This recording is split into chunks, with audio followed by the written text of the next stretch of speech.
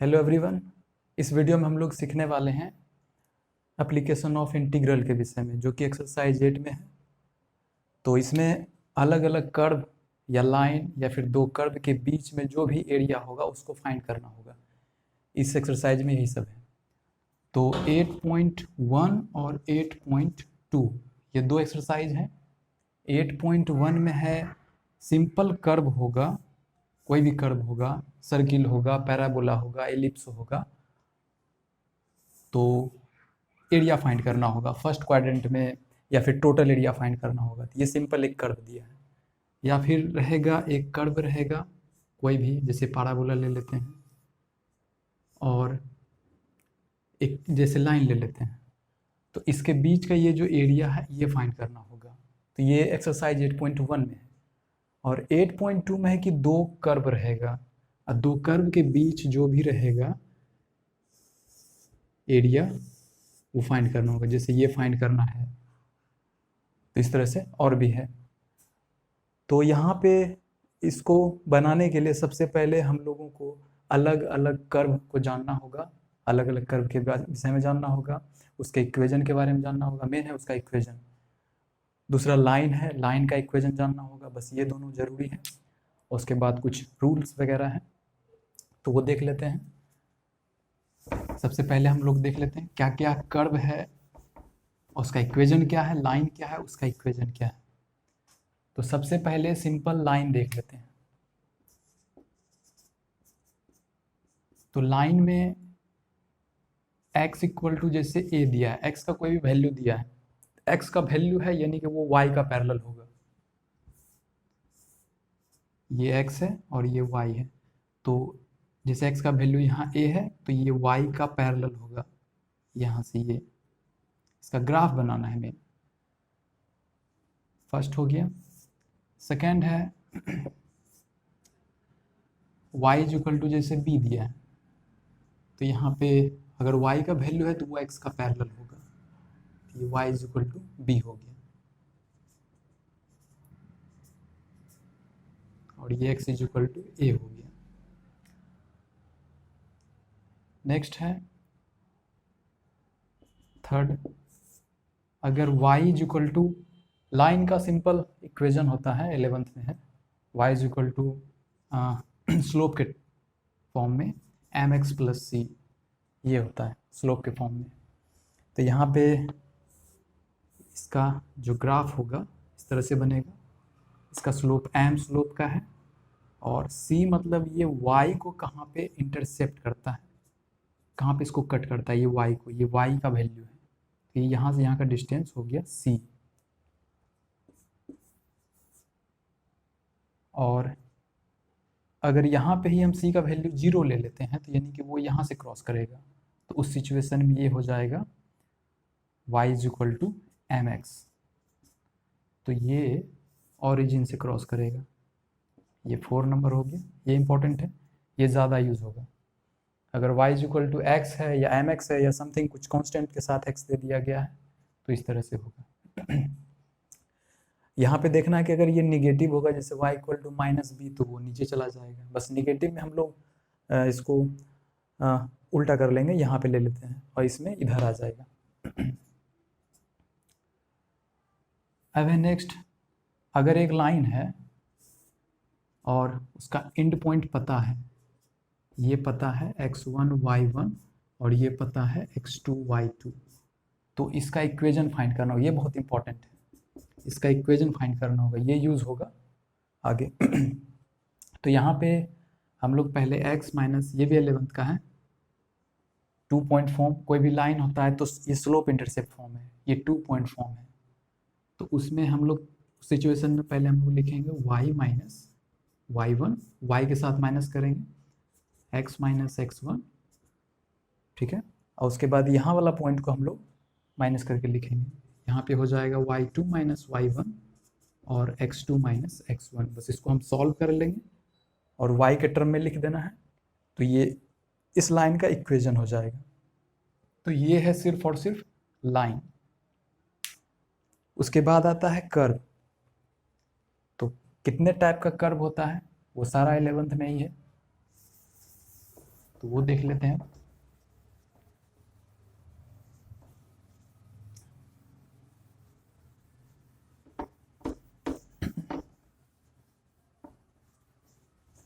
सबसे फर्स्ट में आता है पैराबोला। तो पैराबोला 4 टाइप का हो जाएगा। एक ये हो जाएगा सी, फिर ये इधर आ जाएगा, रिवर्स हो जाएगा उल्टा इसका, फिर ये ऊपर यू टाइप का हो जाएगा, और फिर ये नीचे आ जाएगा। ये 4 टाइप का है। तो यहाँ पे चारों टाइप में से बस इसका जो इक्वेशन होगा ये इसका नेगेटिव फॉर्म होगा, और इसका जो इक्वेशन होगा ये इसका नेगेटिव फॉर्म है। तो हम लोग को सिर्फ ये देखना है पॉजिटिव वाला। अब फर्स्ट में है सी शेप का जो रहेगा, तो इसका इक्वेशन हो जाएगा Y square is equal to 4ax, या फिर Y square is equal to ax, या फिर Y square is equal to x। इस तीनों में से कोई भी मिल जाएगा तो हम लोग को ये फोटो बना लेना है, ठीक है। क्योंकि यहाँ 4a कांस्टेंट है, a भी कांस्टेंट है, और x के साथ समथिंग कुछ 1 है तो वो भी कांस्टेंट ही है। दूसरा है ये यू शेप का रहेगा, तो यहाँ पे ये हो जाएगा X square is equal to 4ay, या X square is equal to ay, या X square is equal to y। ये तीनों में से कोई भी रहेगा तो ये फोटो बना लेना है। उसके बाद है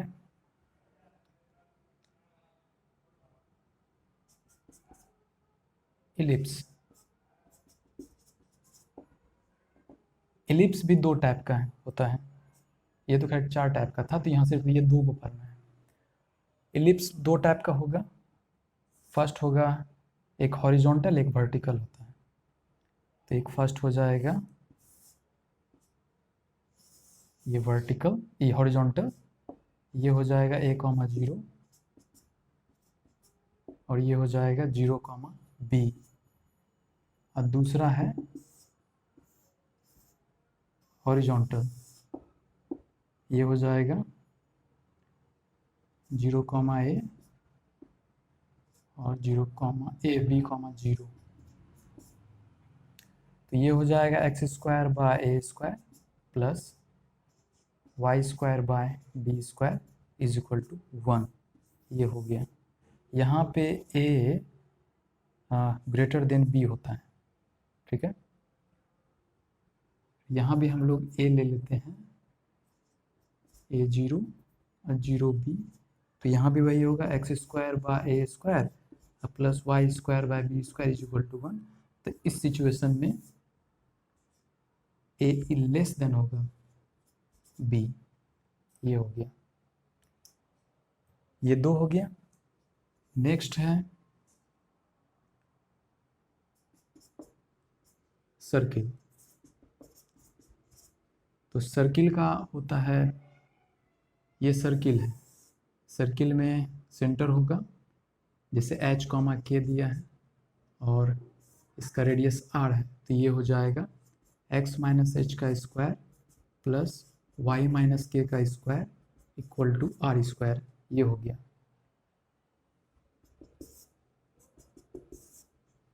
अगर सेंटर हम लोग 0 लेते हैं तो 0 का मतलब हो गया ओरिजिन। सर्किल का सेंटर ओरिजिन पे है, ये हो जाएगा सर्किल। तो यहाँ पे सेंटर h और k अगर 0 हम लोग यहाँ पुट करते हैं तो ये बन जाएगा X square plus Y square equal to R square.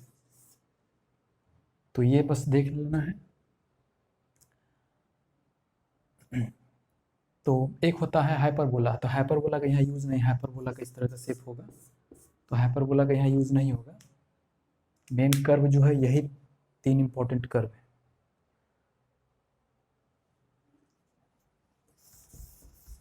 ये सारा पॉज करके आप लोग नोट कर लीजिए, उसके बाद सवाल बनाते वक्त ये सब तो यूज होगा ही।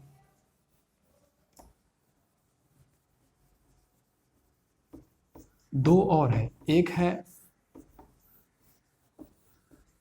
मॉडुलस का ग्राफ और एक है ट्रिग्नोमेट्री का ग्राफ। तो देख लेते हैं मॉडुलस का पहले। तो मॉडुलस में जैसे दिया है y is equal to X modulus.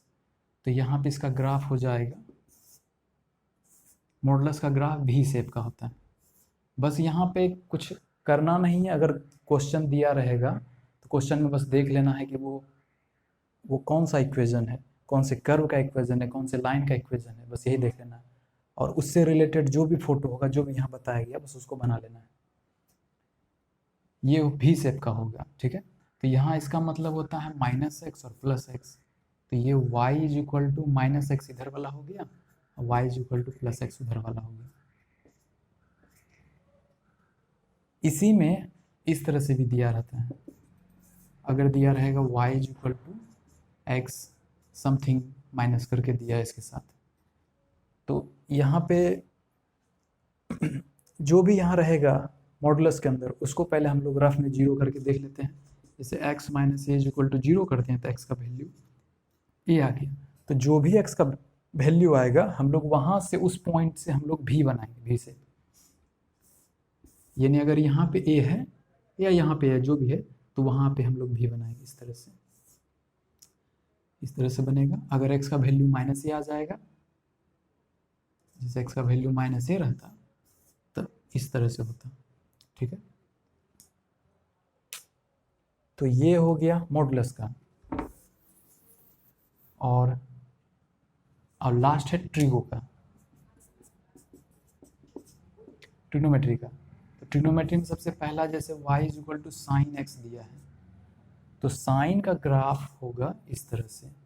Sign का पता ही है, डोमेन और रेंज, तो इसका रेंज होता है 1 to -1 या -1 to 1, यानी इसका ग्राफ ये दोनों के बीच में ही रहेगा, ऑसिलेट करेगा।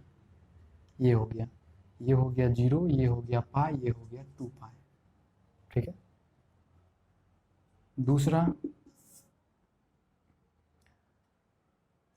दूसरा रहेगा y is equal to cos X, तो कॉस एक्स का भी वही रहेगा रेंज -1 to 1 इसका, लेकिन यहाँ से स्टार्ट होता है, ये हो जाएगा इस तरह से, ये 0 हो गया, ये हो गया π/2, ये 3 π/2 और ये यहाँ पे हो जाएगा 2 पाई।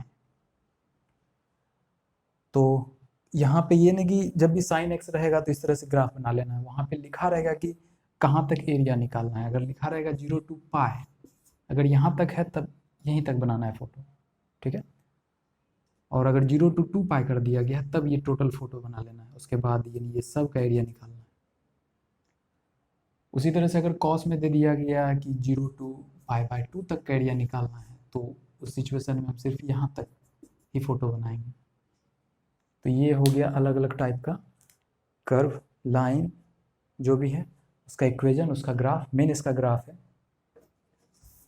अब आते हैं कुछ रूल में, यानी इस एक्सरसाइज में रहेगा क्या और क्या क्या करना है। तो इसमें सबसे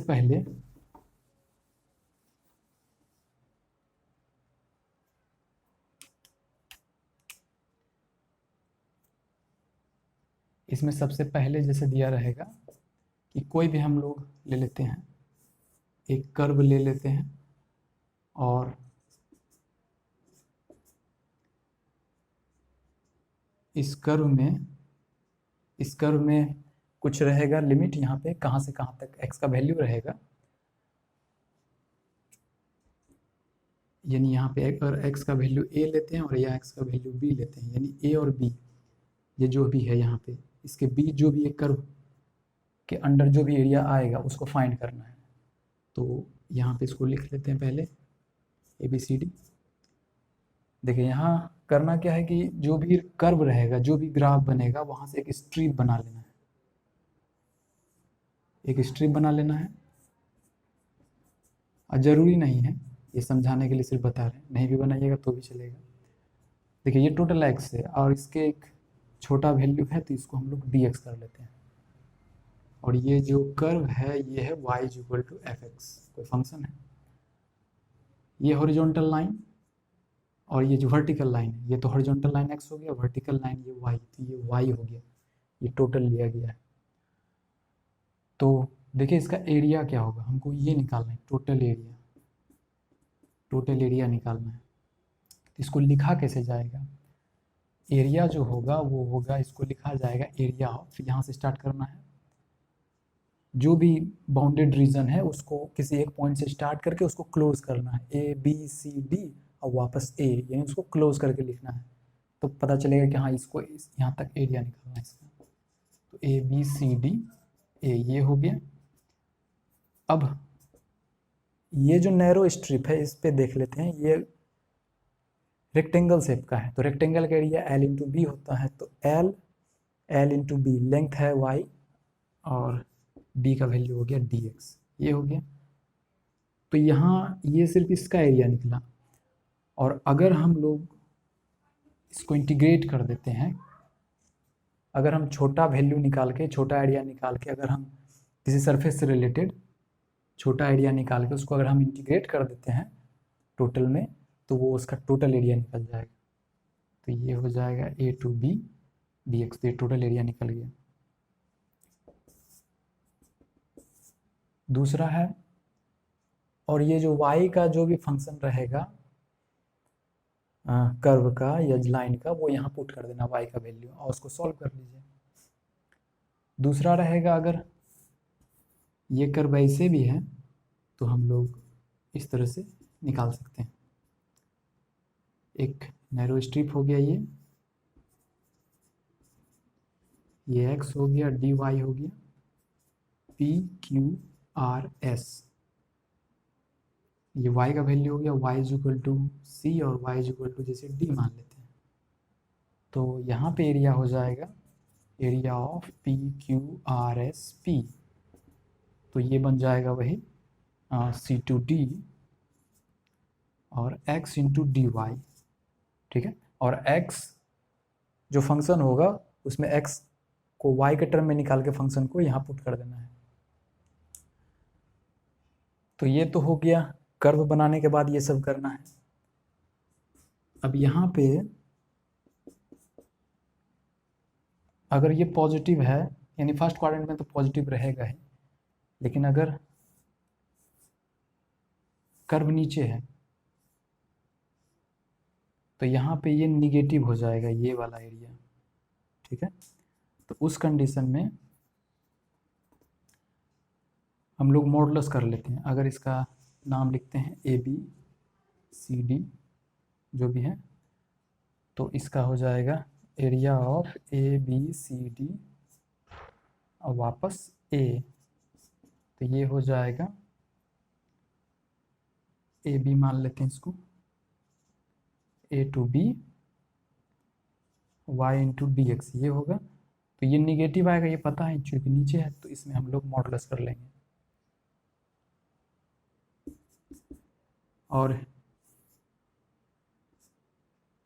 और यदि यहाँ पे ये तो नीचे है, अगर दोनों रहेगा जैसे कि साइन का ग्राफ में होता है इस तरह से, तो इसको एरिया को हम लोग जैसे A1 मानते हैं, A1 और ये A2, तो इसका टोटल एरिया होगा A is equal to A1 plus A1 modulus नहीं लगेगा, देखिए यहाँ पे A1 ऊपर है तो A1 हो जाएगा और A2 को मॉडुलस करके बना लेना है। तो ये इतना हो गया। ये तो था सिंपल कर्व के लिए, अगर सिंपल कर्व रहेगा तब ये करना है, लेकिन अगर कर्व रहेगा, कर्व के साथ लाइन आ जाएगा, तब क्या करना है? तो उसके पहले कुछ क्वेश्चन हम इस पे देख लेते हैं, तो आसान रहेगा समझना भी आगे। जैसे क्वेश्चन है, फर्स्ट क्वाड्रेंट में एरिया निकालना है X square Y square equal to 4 square का, फर्स्ट क्वाड्रेंट में।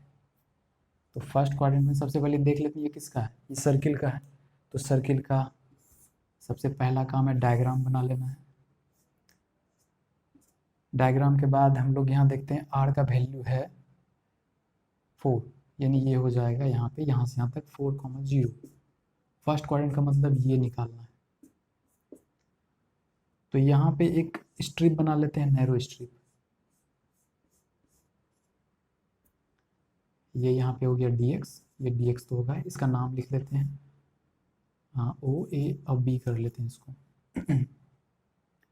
तो यहाँ पे एरिया हो जाएगा area of O A B O, that is integrate करना है हमको y इंटू डी एक्स। ये y है और ये dx है, और ये यहाँ पे हो जाएगा कहाँ से कहाँ तक है ये वैल्यू, x का वैल्यू, लिमिट कहाँ से कहाँ तक है 0 to 4, ये 0 हो गया, ये 4 हो गया, तो ये हो जाएगा 0 to 4। अब देखिए y, तो जो भी रहेगा उसको इक्वेजन से ही सॉल्व करके निकालना y का वैल्यू। तो इक्वेजन यहाँ पे अगर y स्क्वायर होगा तो x स्क्वायर उधर जाएगा, तो 4 स्क्वायर माइनस एक्स स्क्वायर होगा, और ये अंडर रूट हो जाएगा 4 square minus x square into D x. इसका फिर फॉर्मूला होता है इंटीग्रेशन रूट अंडर ए स्क्वायर माइनस एक्स स्क्वायर का इंटू डी एक्स। ठीक है, ये शायद 7.7 में है, बस यहाँ से यही फॉर्मूला यूज होगा हमेशा, तो इस फॉर्मूला को ही लिख लीजिएगा, इसको याद कर लीजिए। यानी टोटल 8.1 और 8.2 ये दोनों में सबसे ज़्यादा यही, मुझको लगता है सिर्फ यही एक फॉर्मूला होगा जो यूज़ होते रहेगा। यहाँ से बस सॉल्व करके लास्ट में लिमिट ये पुट कर देना है। तो ये है सिंपल, अगर कोई भी कर्व रहेगा तो उसको कैसे सॉल्व करना है।